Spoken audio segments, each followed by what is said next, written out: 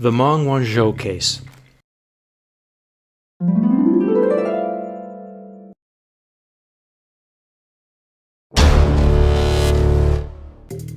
Counterintelligence agents and federal prosecutors began exploring possible cases against Huawei's leadership.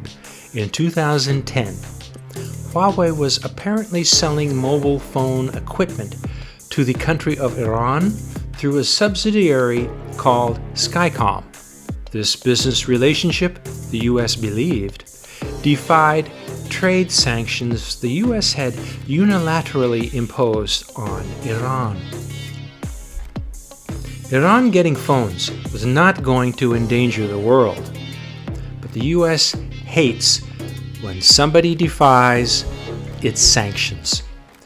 Huawei had offices in the United States, and it was a client to HSBC, a British bank in Hong Kong that has a headquarters in New York City.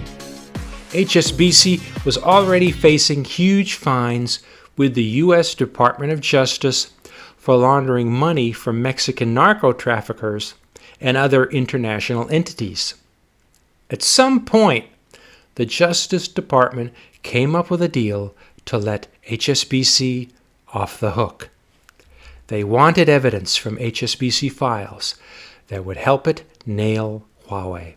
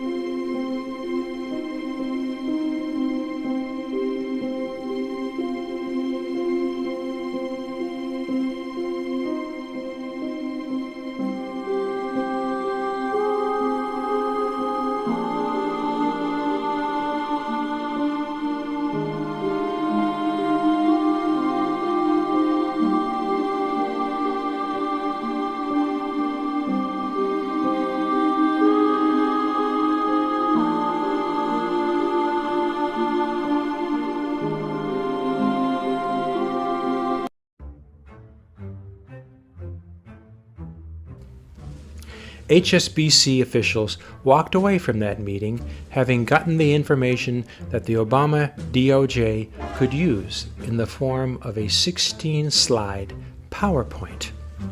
It was a dirty business that HSBC was trying to catch one of its own clients in a legal slip-up. The risk officers at the bank should be telling Huawei if they detected the possibility of a sanctions violation, not the other way around. For the next 5 years, the Department of Justice sat on the evidence. Donald Trump was elected president in 2016. Trump's ambition originally was to get a favorable trade deal with China. But over his first year, he believed China was unresponsive, and Trump grew impatient. Meanwhile, anti-China hawks in Washington pushed Trump to get tougher. And there was one additional development in China's global business growth that was not part of the picture in 2013 when Obama had been in office. And that was the emergence of 5G networking and Huawei's increasing dominance in this global enterprise. Huawei was ahead of everybody. And it had the technology. It had the towers. It had the phones. It had the technicians. Trump was informed that if the U.S. did nothing, Huawei would reach total domination among the world's 5G providers. The DOJ elected to treat HSBC as the victim and Huawei as the sanction violator.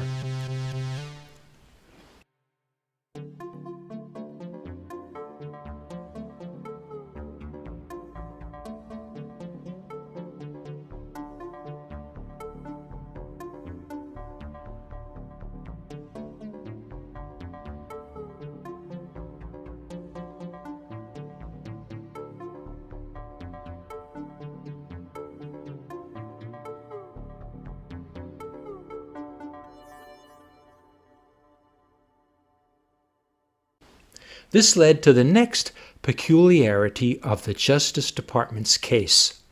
It was not directed against Huawei Company, but against the chief financial officer, Meng Wanzhou.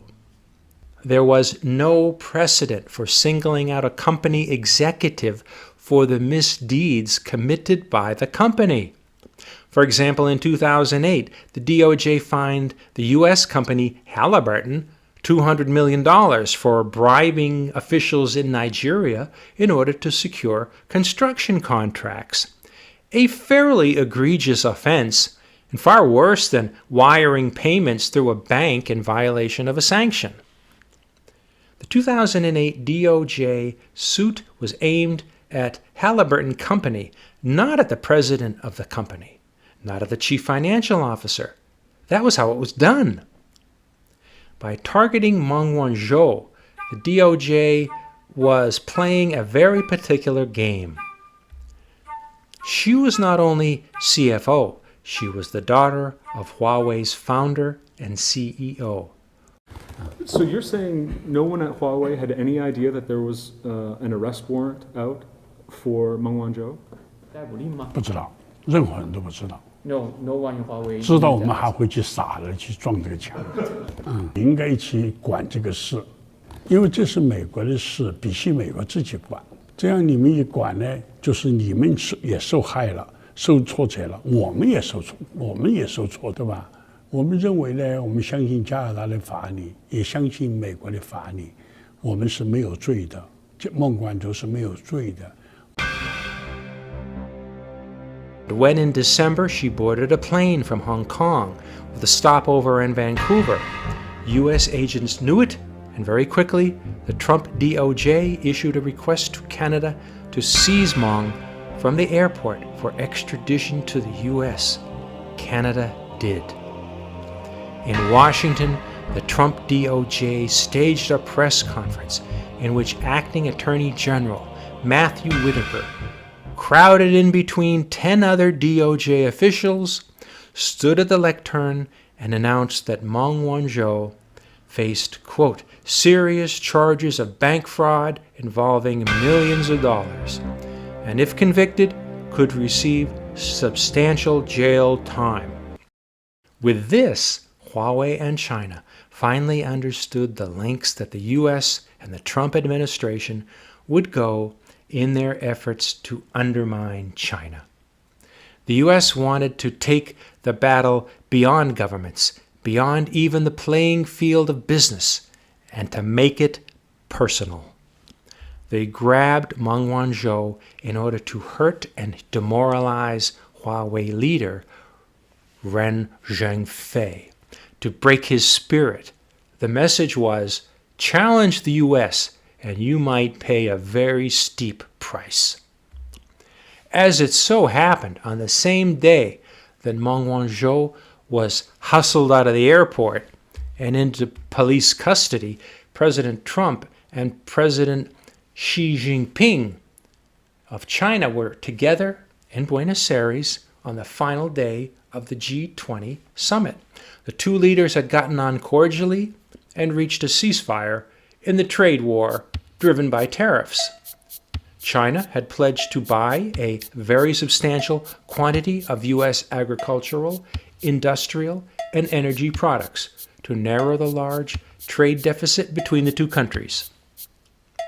As the story was reported later, around the same hour that Trump and President Xi relaxed and dined together with the other heads of state, Meng Wanzhou was being questioned by Canadian authorities.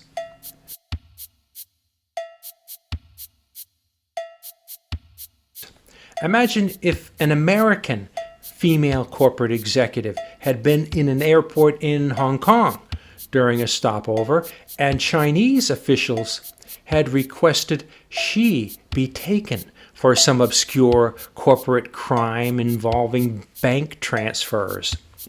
Say that female was Sheryl Sandberg of Facebook. What could we have reliably predicted the American response to be?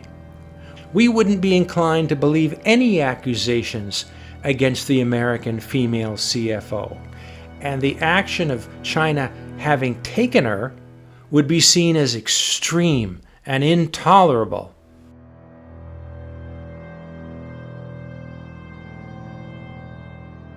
Yet very few Americans question any of the charges against Meng Wanzhou.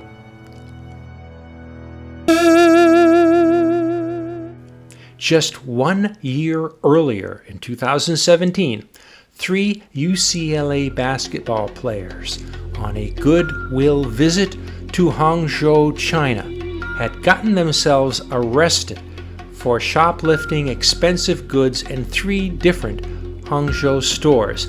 The proof was on security camera tape. Extensive U.S. coverage of the episode leaned heavily on the importance of getting the boys back to America. 3 days after the incident, Chinese President Xi personally intervened after a call from President Trump, and the basketball players left China unpunished. Perhaps a year later, when the individual who was in custody was Chinese, President Xi was thinking Trump owed him one. When it was American basketball player shoplifters, Trump had appealed to Xi on the basis of the humane, not the ideological, not the legal, not even the strategic. And that had been enough. But so many entities in Washington, including the press, had gotten so invested in an ideological struggle with China that the humane could play no role.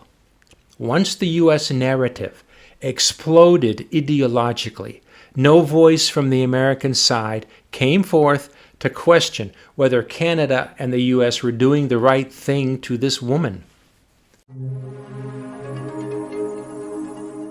In November of 2020, Biden defeated Trump for the presidency.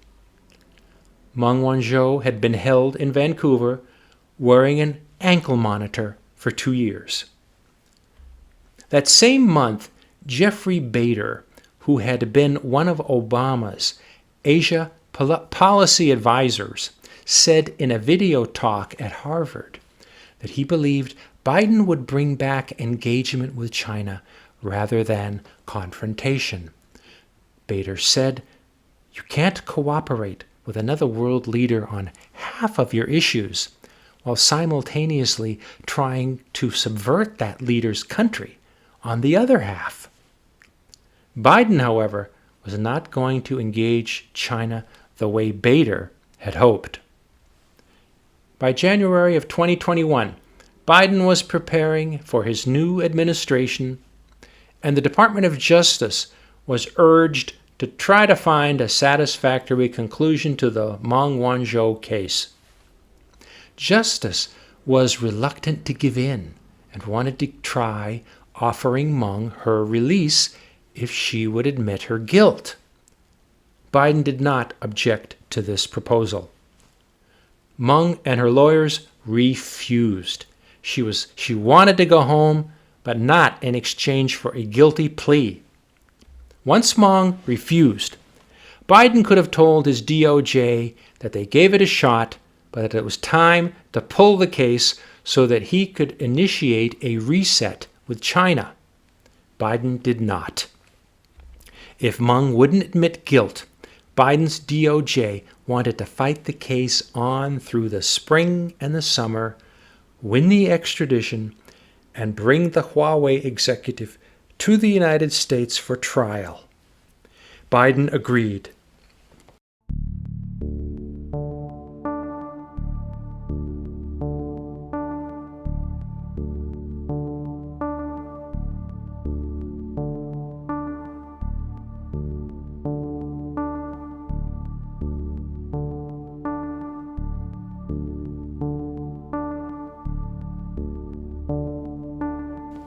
The implications of Biden's choice were considerable, because once Biden was inaugurated, if he had quickly granted Meng's freedom, it would signal China that Trump had been the problem, rather than U.S. policy. Let's say China. China. China. China. China. China. China. And this would have allowed Biden to engage President Xi on fresh ground. That might have helped the U.S. negotiate with China over trade, over Taiwan, over climate change, across the 4 years of Biden's terms. But by sticking to the extradition, Biden took ownership of Trump's anti-China approach. So from the first days of the Biden administration, our relationship with President Xi was poisoned. Nothing between China and the U.S. was going to go as well as it might have. By July, Meng's lawyers were finally able to get their hands on requested documentation from HSBC that showed that the bank leadership knew from the start of Huawei's relationship with the smaller subsidiary Skycom.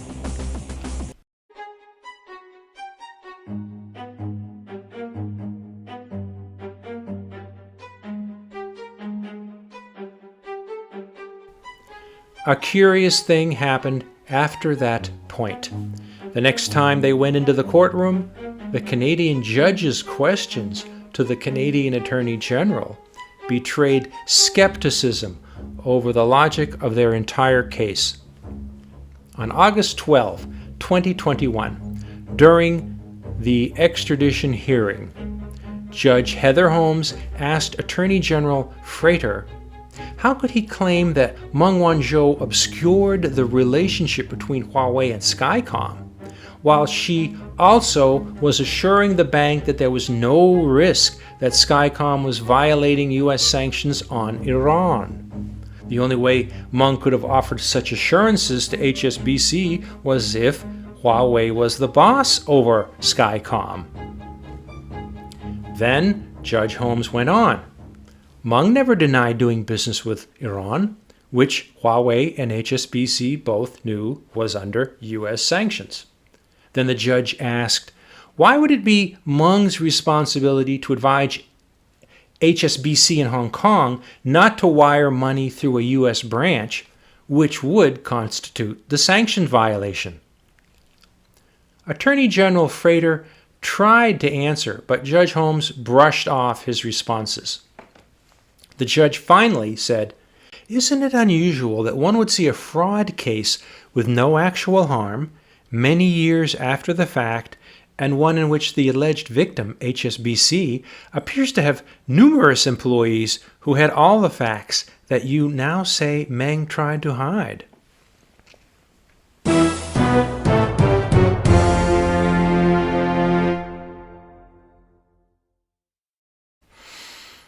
Judge Holmes seemed to be doing the defense's work for it, and with great effect. By the end of that day's hearings, the Canadian and American case was in a shambles, and it looked like the extradition case was going to be denied.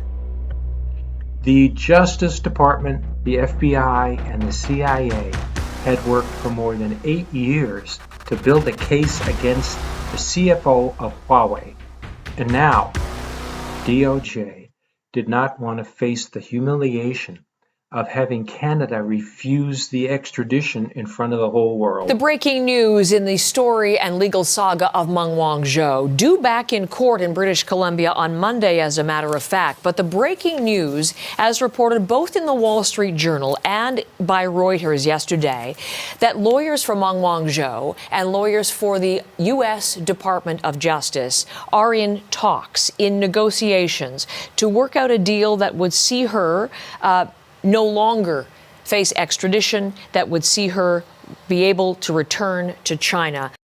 What do you make of this report? Well, if it's confirmed, this would be great news, because I think that everyone in Ottawa was waiting for a miracle that would come from Washington. So the Justice Department convinced the American press that it would now withdraw all of the charges against Meng in the interest of goodwill toward China. This was lies, but American media believed every word.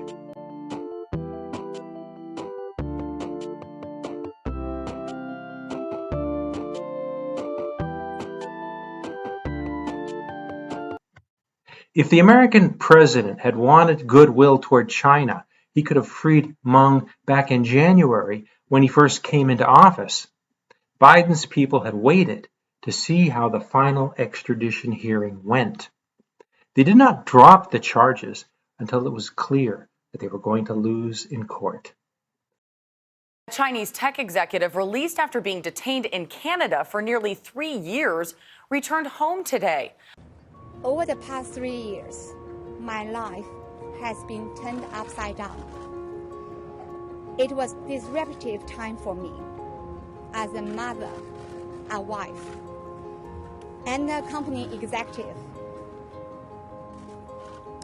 But I believe every cloud has a silver lining. It really was an invaluable experience in my life.